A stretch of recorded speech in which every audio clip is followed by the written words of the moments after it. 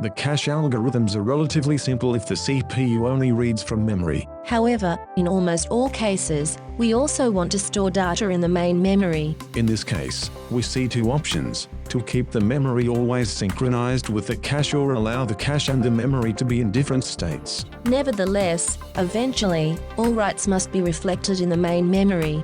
These two options bring two issues. First, when is the memory updated? The cache of course will always be updated. And second, what shall we do if a miss occurs with a write instruction? Let us consider the case when performing a write and hit the cache. The strategy named write-through will reflect the impact not only in the cache but also in the main memory of only such element, not as a block. This strategy keeps the memory and the cache always synchronized. But this simultaneous update of the cache and the memory implies the execution time is as any write to main memory. The cache does not save time. The contrasting strategy is to write only on the cache, and to reflect the change in RAM when the block is to be replaced by another block. The strategy is named copy back, and the cache must have a dirty bit to signal when a block has been updated. Transfers back to the memory are in blocks and only when the dirty bit is high. There is a higher penalty for a miss because the block may need to be copied out to RAM before its replacement comes in. However, writes are faster, and while writes are concentrated on a block, the response is expedited. What shall the write operation do in the case of a miss? We find here two strategies as well. The first is named write-allocate, and it brings the block from main memory to the cache. The second is called write-no-allocate, and no block transfer occurs. In this case, the only consequence of the writing is the update of main memory.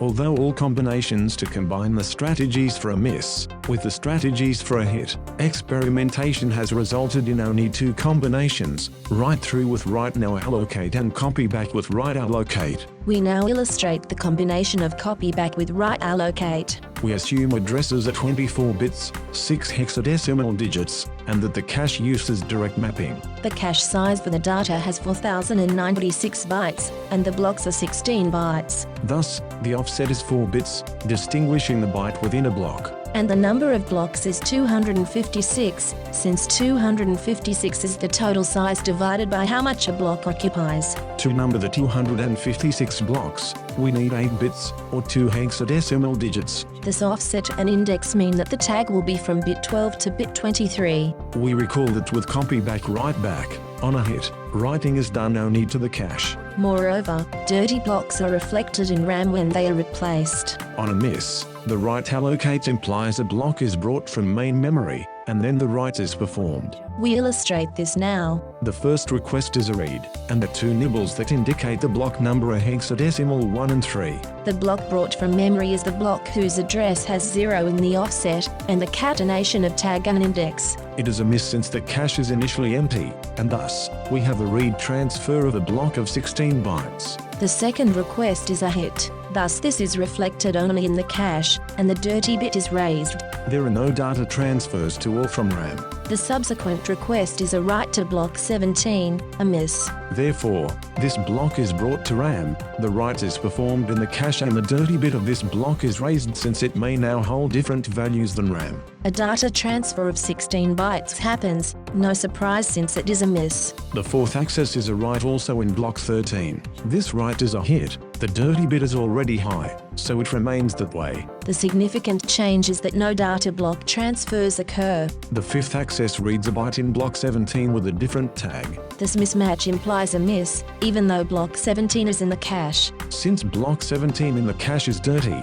it must be sent to RAM, causing a memory write of 16 bytes. Moreover, the new block at position 17 arrives, and thus the tag is updated, and the dirty bit is cleared. The sixth request happens for the block that just came in position 17. Therefore, this is a hit, since it is a read. There is no complication. In the seventh access, the read is for block 13, and although we have a block in position 13, the tag does not match. Since the tag is different, we have a miss, and since the dirty bit is high, we must send the block to memory. This memory write of a block requires 16 bytes. Now, the corresponding block from memory also needs to replace this position, and thus, we have a read transfer of 16 bytes. For this new block in position 13, we clear the dirty bit, The 8th access is block 13, but also the tag does not match. Despite it being a miss, we do not write the block to memory because the dirty bit is not high.